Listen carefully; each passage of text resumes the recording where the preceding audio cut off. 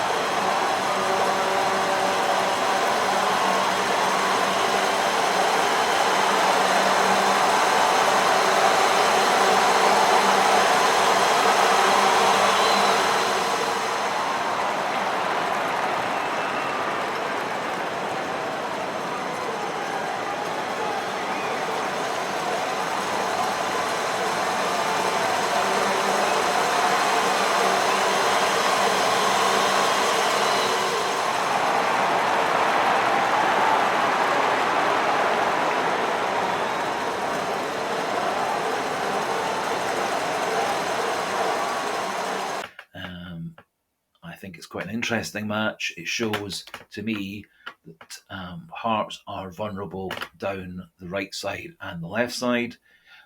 One thing that really struck me about that day was Celtic quite often did create what looked like an overlap on the right or the left, right at the start in the highlights.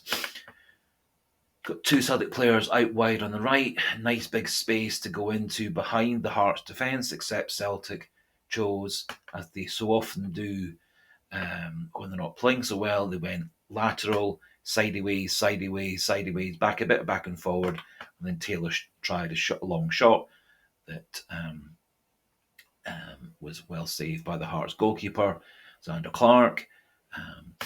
What the difference later is, you see McGregor driving through the middle, ball goes out to Lewis Palmer in lots of space on the left, and his shot is well saved at the front post by Xander Clark again. However, on that occasion, Celtic, nice and direct, McGregor ran to the heart of the Hearts defence.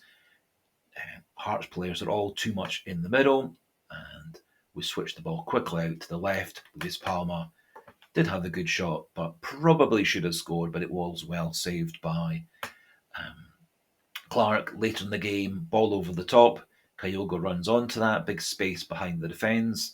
We've got several players in the box. Probably Kyogo could have squared it to one of the on-rushing midfielders. However, it goes to Lewis Palmer at the back post, and he miscontrols the ball initially. Does get a good shot off, but again, it's blocked and goes out for a corner. We see later in the game, late on, ball gets out to the right. We've hit the byline, cross it into the middle. There's then a mishit shot that bounces across the box. Ball goes then back across the 6-yard box, and Dyson Maida unfortunately can't quite get his leg extended to knock in a goal that could have possibly got us back into the game that day.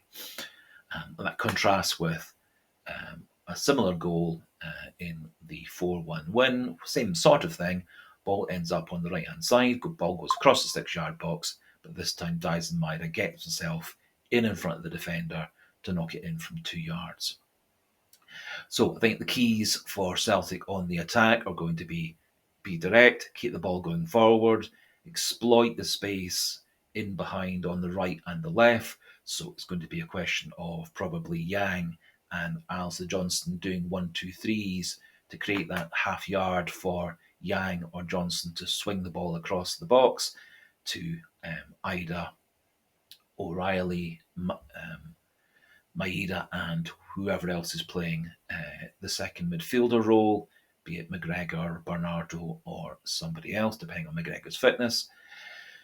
Similarly, on the left-hand side, we're going to have probably Maeda or Palmer. So again, Taylor and Maeda / Palmer working the space on the outside, and then whipping the ball across to the central 3, 4, 5 players. So key things, I think, on the attack: make space out wide, keep positive, keep on driving into the box, get as many players as we can into the box. Against Dundee, it worked well with Greg Taylor being on a couple of occasions one of the overload in the box that Dundee couldn't defend. It got him a goal, and it allowed a 1-2 with McGregor for McGregor to score the 6th that evening. In terms of defence, as we'll see both from this game and from the next set of highlights, the key to stopping Hearts is stopping Lawrence Shankland. He isn't much of a threat from open play. CCV, Scales should be able to deal with any balls high into the box in open play. However, it's key for Celtic to mark people well. Quite clear from the headed goal by Shankland that put them 1-0 up that Scales and Taylor basically were both marking the same player. It does look like Scales' job is to at all times mark Lawrence Shankland, and so I think the blame lied with Liam Scales that day. He certainly allows Shankland to go completely yards free, open space behind them. Taylor and Scales blame each other. hopefully those sorts of things are sorted out. And certainly from both the games, it does look like Scales' job is to stop Shankland, which he didn't do against Hearts at Celtic Park, and didn't do that well at the game against Tynecastle. We're going to watch in a wee minute or two. And there certainly has been a recurring problem with Celtic this year defending direct free kicks near the box. We conceded a very poor goal against Feyenoord in the first Champions League match. We've conceded to James Tavernier as well. And clearly, with the Kingsley goal from the direct free kick at Celtic Park, Celtic could have got the wall much better organised. Hart left himself far too much to do to get across to that shot. It wasn't fully in the corner, really, so it is Hart's job to save that, and it does look quite obvious that with Luis Palma pointing at the wall wasn't properly fully over to guard the post and make Kingsley's shot into that corner more difficult. So we'll just have a wee look at the happier game, the game where we won 4-1 at Tynecastle earlier in the year, and then we'll do a wee quick analysis of that. But the themes of what we failed to do in the 2-0 loss are shown that we're fully able to do these things in the 4-1 win, where we did much better at hitting the space behind, balls over the top, which work well. There is space out wide on both flanks that we can exploit, particularly if we have the overlapping fullbacks. And there is the vulnerability of Hearts with a ball over the top for Ida, Kyogo, Maeda, Yang, etc. to run onto, or O'Reilly to run onto, as he did in the game that we're just about to watch.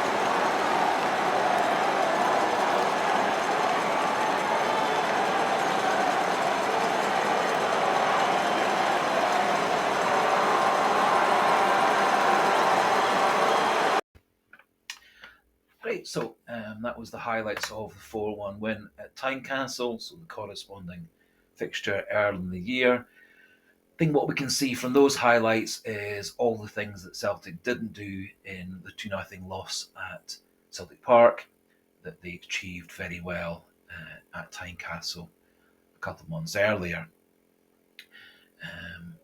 We can see with the O'Reilly goal, lovely ball by Luis Palma over the top, players breaking into the box. O'Reilly makes a very good control and a very good left-footed shot across the goalkeeper, completely unstoppable.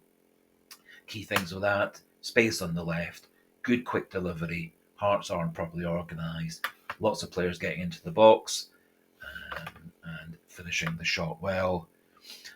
We see shortly after that a recurring theme for me with Liam Scales.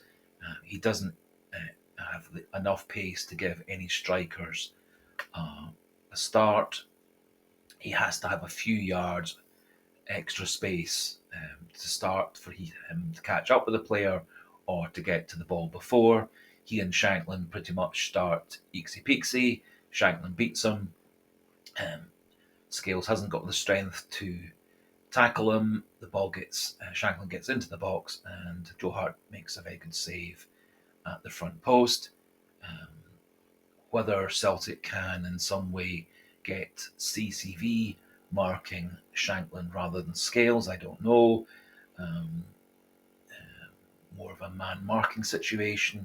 Celtic do tend to be quite rigid in right-sided centre back, left-sided centre back. Other option, of course, would be to have a player like Tomoki Iwata when Hearts are attacking, shadowing Lon Shankland, preventing the ball getting to him, which then should allow our four defenders to have a better chance to mark the less capable Hearts players and nullify any attack.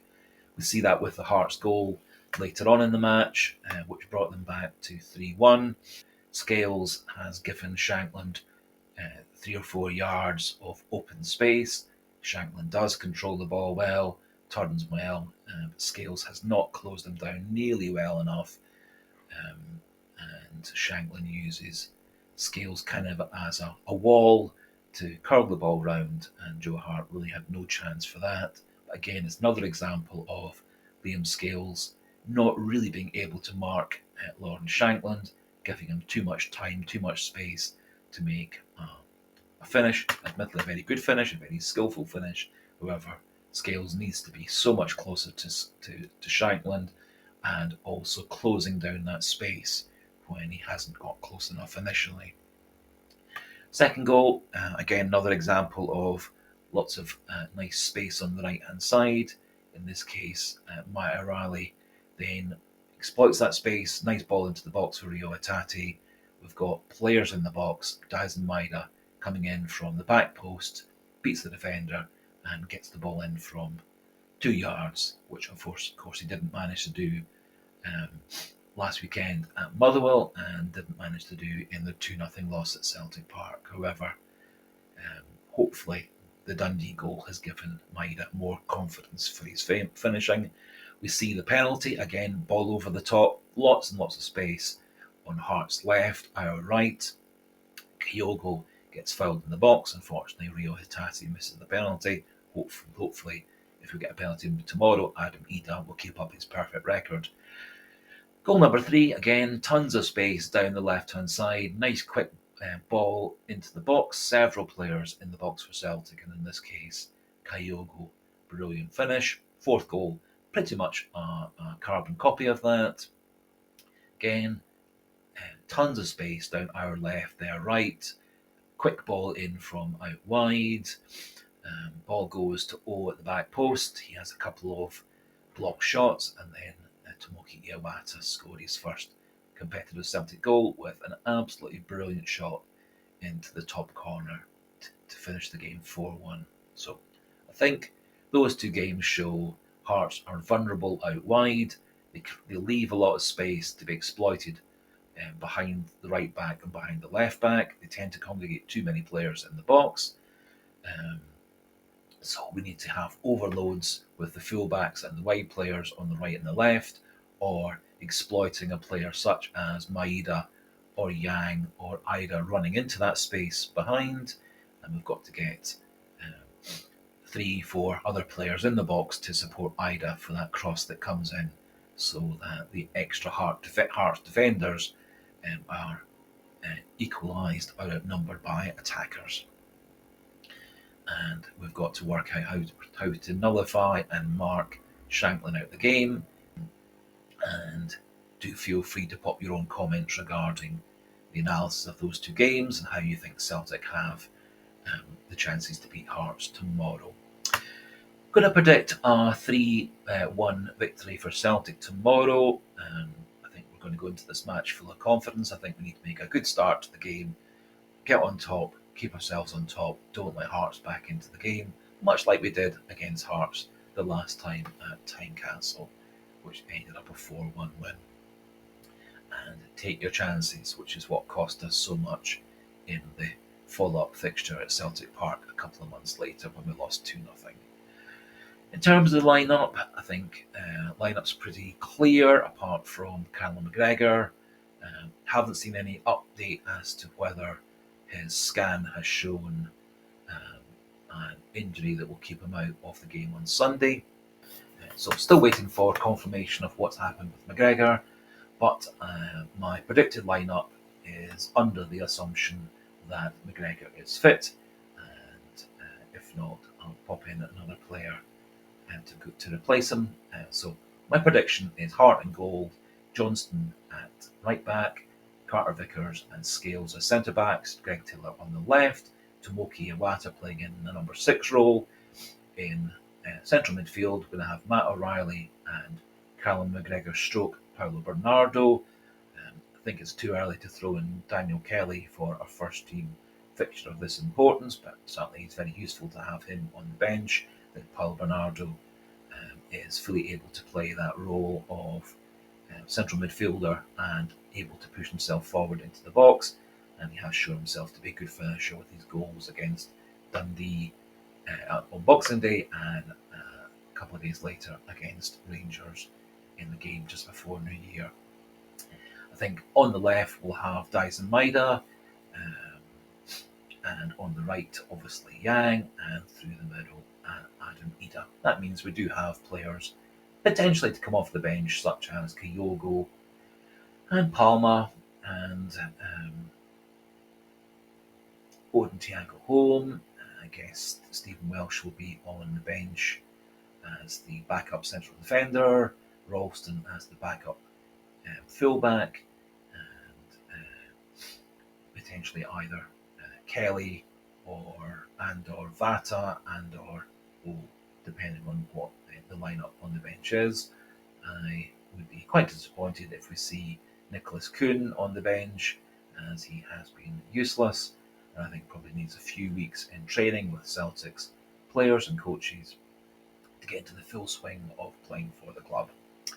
So we will finish things at that point there. Hopefully you've enjoyed the video. If you are new to the channel, please do click that subscribe button, get the numbers pushing up further and further past 400.